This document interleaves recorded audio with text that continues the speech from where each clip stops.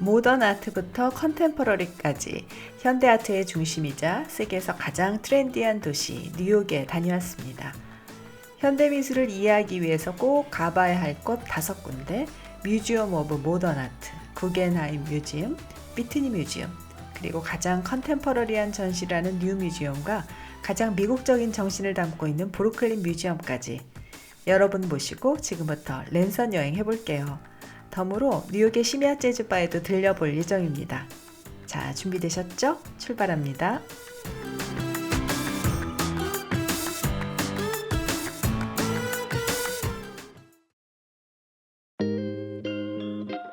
이번 여행의 가장 중요한 목적지 뮤지엄 오브 모던 아트 모마로 갑니다.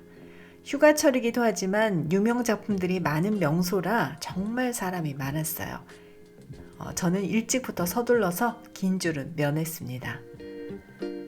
100년 전 현대미술의 심장은 유럽이었죠. 1929년에 설립된 모마는 현대미술의 축을 유럽에서 미국과 특히 뉴욕으로 이동시키는 데 큰 역할을 합니다.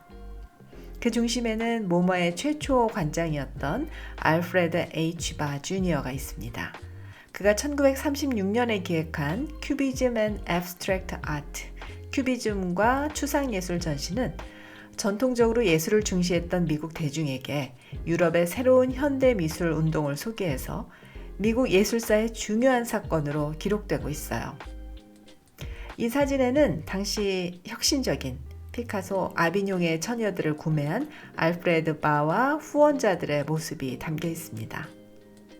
안목 있는 큐레이터와 록펠러 가문을 비롯한 든든한 후원자들 덕분에 100년 전 9점으로 시작한 모마의 수장고에는 20만 점에 달하는 모던 아트의 중요한 작품들이 보관되어 있습니다. 이곳은 모마가 소장한 중요 작품을 중심으로 한 상설 전시와 함께 여러 개의 기획 전시로 나뉘어 운영됩니다. 자, 저와 함께 미국의 대표 추상 표현주의 작가를 보시죠.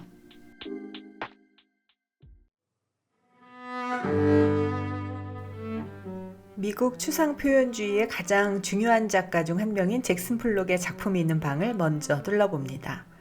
물감을 캔버스 위로 떨어뜨리는 드리핑 기법으로 유명하죠.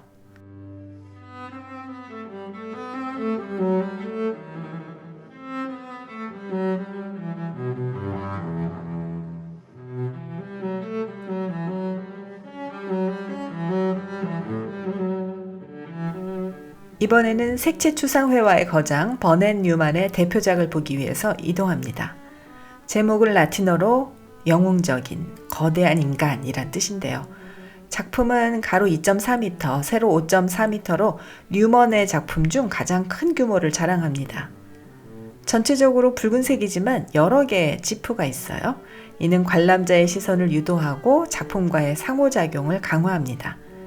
지프는 뉴먼이 만든 용어인데 그의 작품에 등장하는 주로 곧고 얇은 수직선을 말합니다. 옛 소련, 지금은 라트비아 태생의 유태인 추상화가 마크 로스코의 작품을 빼놓을 수 없죠. 유태인에 대한 박해를 피해서 미국으로 온 로스코는 1940년대와 1950년대 미국 추상표현주의 운동의 중심인물로 부상합니다. 그의 작품은 지극히 추상적이지만 보는 사람에게 깊은 감정적 경험과 영적인 명상을 전달하고자 했습니다. 저도 다른 사람들처럼 로스코의 추상 작품을 통해서 감정이 벅차오르는 영적인 경험을 할 수 있겠다는 믿음을 갖게 됐어요.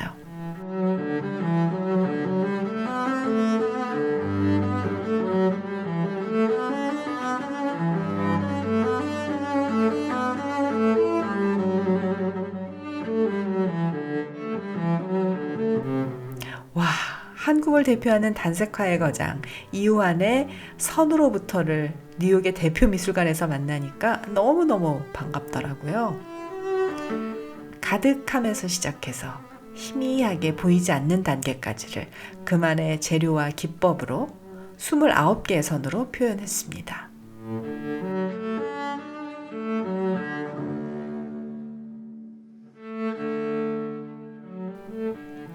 미국 작가 존 조르노의 Dial a Poem은 정해진 번호로 전화를 걸면 80명의 시인이 쓴 200편의 시를 읽어주었던 혁신적인 프로젝트입니다.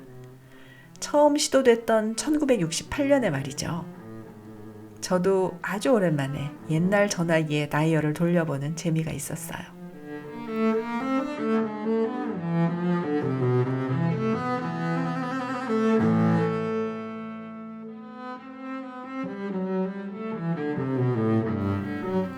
멕시코 작가 프리다 칼로는 이 작품에서 작가가 키우던 거미 원숭이 플랑창을 자신과 함께 등장시킵니다.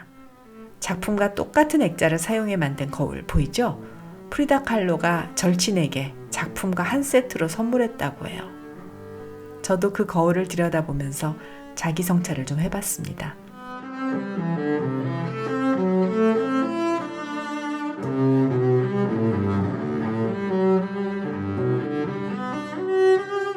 상설 전시는 여기까지 보고 미국의 예술가 에드 루시아의 특별전 나우덴으로 건너왔습니다. 1937년 네브라스카에서 태어난 작가는 어린 시절을 보낸 오클라호마 시티에서 캘리포니아로 이주할 때 US 66도로와 그 주변의 풍경에 크게 영향을 받았습니다. 에드 루시아는 나에게는 모네의 센강이 없다. 오직 오클라호마와 로스앤젤레스를 잇는 US 66도로만 있을 뿐이다 라고 얘기했다고 하죠. 미국 팝아트 씬의 중요한 작가인 그는 이번 전시에서 US 66도로 외에도 다양한 미국적인 주제를 회화, 드로잉, 프린트, 사진, 예술가의 책, 또 영화, 설치 작품 이렇게 다양한 매체를 이용해서 표현하고 있습니다.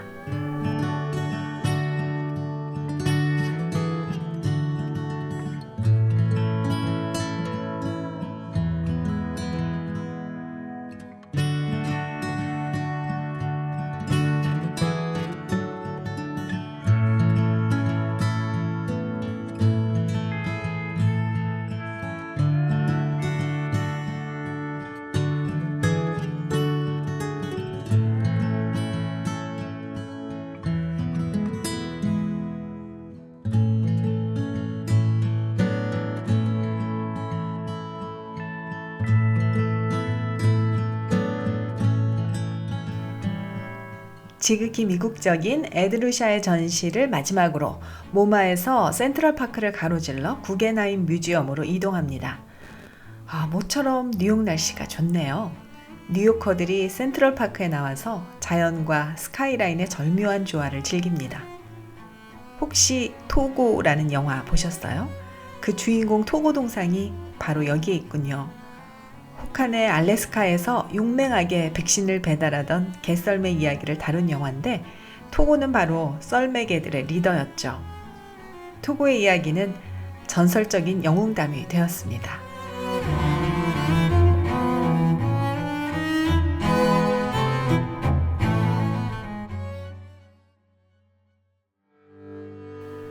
구겐하임 뮤지엄에 도착했습니다. 저는 미리 인터넷 예매를 해서 오래 기다리진 않았지만 하루 종일 인파가 몰리는 관광 명소예요.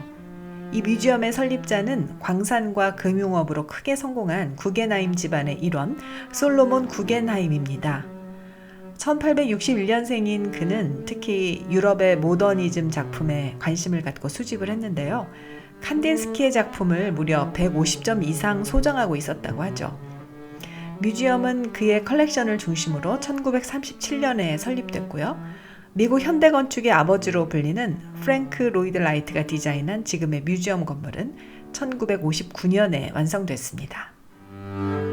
밝은 흰색을 띠는 이 건물의 가장 큰 특징은 비어있는 건물 내부를 관통하는 나선형의 로툰다예요.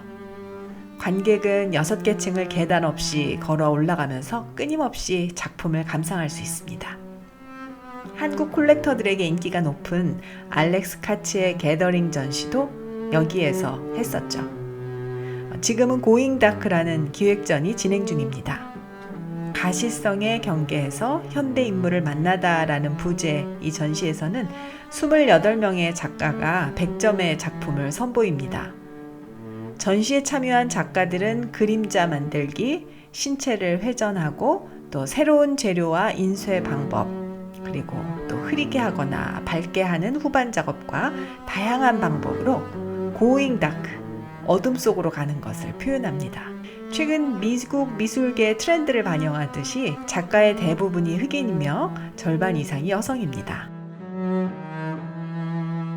근데 이곳에서 마침 한국 작가들의 전시가 열리고 있더라고요. 1960, 70년대 한국 실험예술을 소개하는 전시인데 국립현대미술관 공동기획한 이 전시 한국에서 보신 분들도 계시죠? 저도 국편에서 지난해 봤는데 뉴욕에서 만나니까 얼마나 반갑던지요. 이건용, 성능경, 이강수 등 한국 실험예술의 대표주자 29명의 작품에 관람객들의 발길이 이어졌습니다. 대중예술을 넘어서 순수예술 분야까지 전 세계로 뻗어나갈 날이 머지 않았구나 싶었어요. 한국 미술의 희망찬 현 주소를 보는 것 같아서 가슴이 뿌듯하네요. 미술 작품과 함께하는 일정을 잠시 멈추고 재즈를 즐기러 가려고요. 아주 멋진 곳을 알아뒀거든요. 뉴욕 하면 재즈를 빼놓을 수 없죠. 이번엔 인디 뮤지션들의 아지트 스몰스 라이브 재즈 클럽에 갑니다. 1994년에 문을 연 이곳은 이미 세계적인 재즈 연주가들이 다녀갔고 매일 밤 10시부터 새벽까지 이어지는 공연을 유튜브로 생중계합니다. 간신히 밤 12시 공연을 예약했는데 30분 전에 갔더니 벌써 줄이 길게 늘어서 있어요. 예약은 필수. 입장료 35불에 추가로 인당 음료 한 잔씩 주문해야 하는데요. 나는 코스모폴리탄 한 잔. 음료값은 뉴욕 물가에 비해 비싸진 않았어요. 오늘 공연의 주인공 켄 포서 퀸텟이 등장합니다. 리더인 켄은 필라델피아 출신의 색소포니스트죠. 오늘 공연이 기대되네요. 잠깐 같이 즐겨보시죠.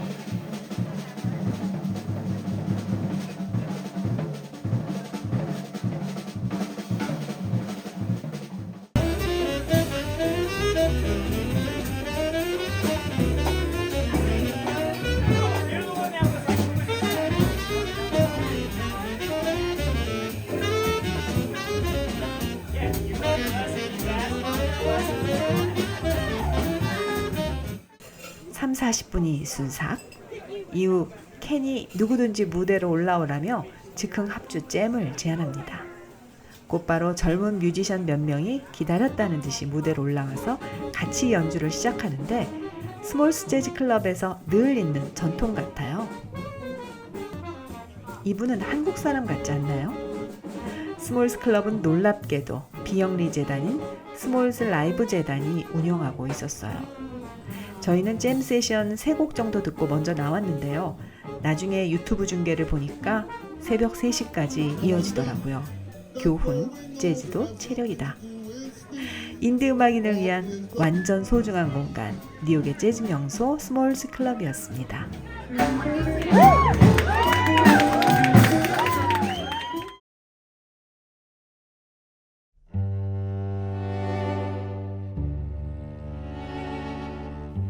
휘트니 뮤지엄 오브 아메리칸 아트. 휘트니 뮤지엄은 미국의 모던 아트를 소장하고 전시하는 뮤지엄입니다. 철도 사업가로 유명한 벤더빌트 가문의 일원인 거트루드 벤더빌트 휘트니가 1930년에 설립했어요. 지금 이 건물은 2015년에 이탈리아 건축가 렌조 피아노가 디자인했는데 뉴욕의 명물이 된 하이라인 공원의 철길을 따라서 걷다 보면 제일 마지막 출구에 연결돼 있어요.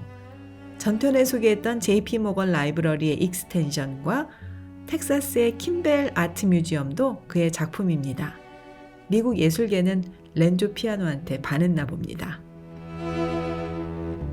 이곳은 소장품을 전시하는 상설 전시관과 초대작가 전시관으로 나뉩니다.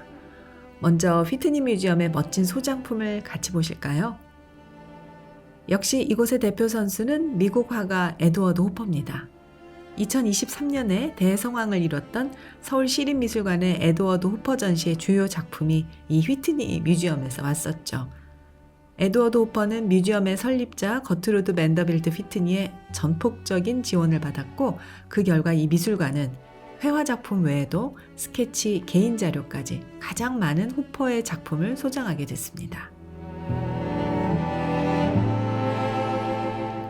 모마에서도 봤던 제스퍼 존스는 여기서도 빠질 수 없죠.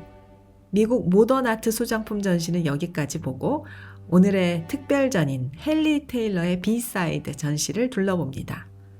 1958년 캘리포니아에서 태어난 헨리 테일러는 월트 디즈니의 주도로 만들어진 캘리포니아 예술대학 칼 아츠를 졸업하고 회화, 드로잉, 조각, 설치 작품 등 다양한 기법으로 활동하는 작가입니다.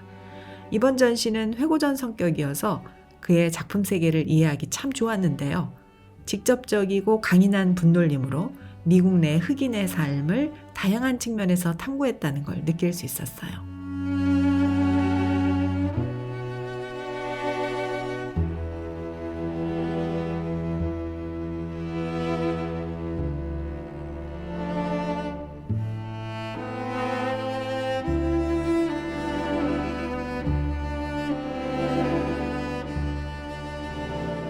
이 작품 속 두 사람이 누구게요?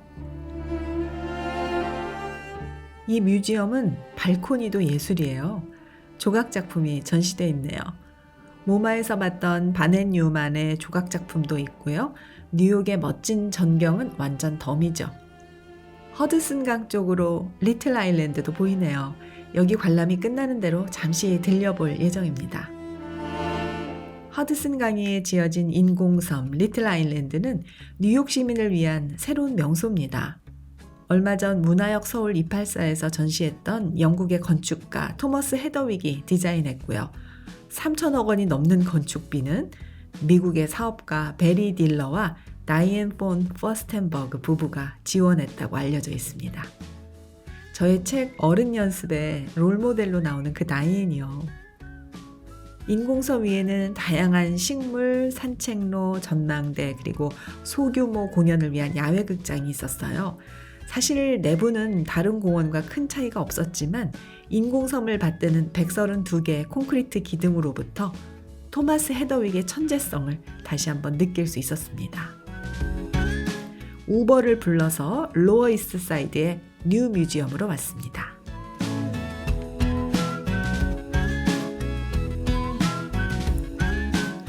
뉴 뮤지엄은 처음 시작부터 뉴라는 말 그대로 새로운 예술을 위한 전시 공간으로 기획됐어요.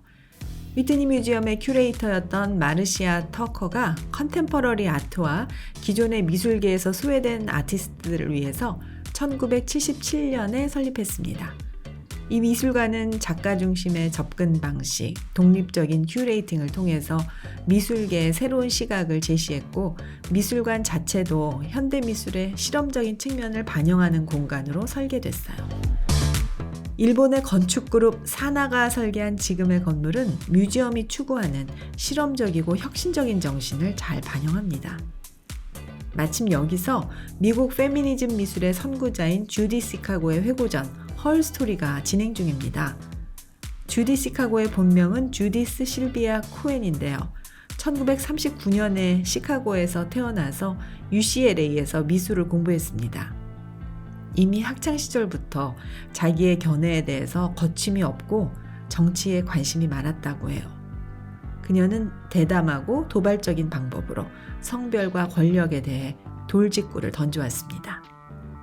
주디 시카고의 60년 예술 인생을 돌아보는 이번 회고전에서 당시 주류 미술계에서 인정받지 못했던 페인팅, 조각, 설치 미술, 그리고 퍼포먼스 아트 등 다양한 매체를 아우르는 그녀의 작품을 만날 수 있었어요. 이번 전시의 하이라이트는 프리다 칼로, 버지니아 울프 등 80명의 여성 작가와 주디 시카고의 작품을 같이 볼 수 있는 숙녀의 도시 The City of Ladies였습니다. 여성 예술사에 대한 다큐멘터리 같은 느낌의 이번 전시는 크리스찬 디올이 후원했다네요.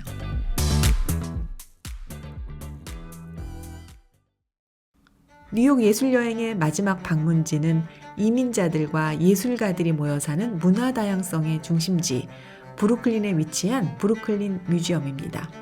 뮤지엄 입구로 들어가자마자 브루클린을 기반으로 활동하는 카오스의 거대한 컴패니언들이 맞아주네요. 브루클린 뮤지엄은 이집트 고대 미술부터 동시대 미술까지 무려 150만 점을 소장하고 전시하는 곳이에요. 이곳의 특징 중 하나는 바로 수장고에서 이루어지는 전시인데요. 이곳에서는 상설 전시에서 다 보여주지 못하는 작품을 보는 재미도 쏠쏠하지만 어떻게 이 좁은 공간에 이 많은 작품들이 보관되고 관리되는지 볼 수 있었어요. 브루클린 Abstraction for Artists for Words 전시에서는 웅장한 건축과 어우러진 4명의 현대 추상화가의 대형 작품을 볼 수 있습니다. 얼마 전 평창동 가나아트센터에서 봤던 호세 팔라를 여기서 만나니까 더 반갑네요.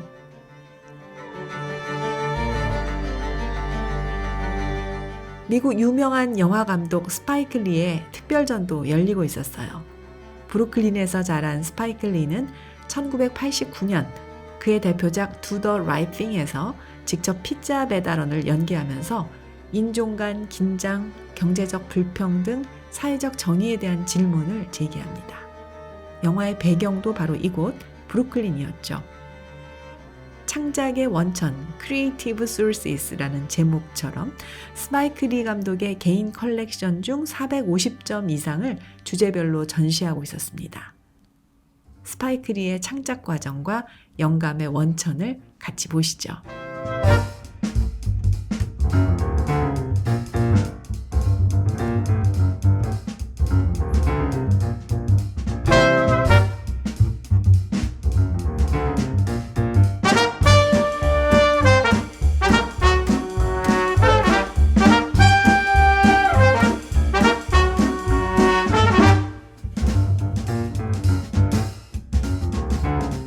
브루클린에 온 김에 뉴욕 마지막 일정은 세계 최고의 스테이크로 불리는 피터 루거 스테이크로 가봅니다.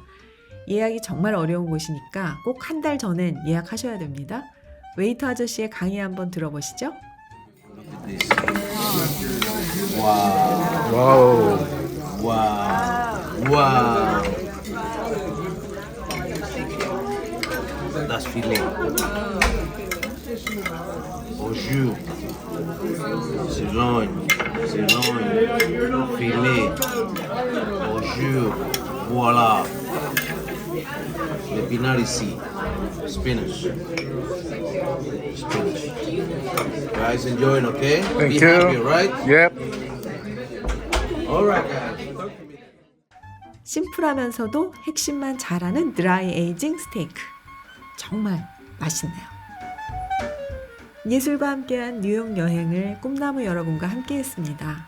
여러분에게도 좋은 시간이 되셨길 바라요.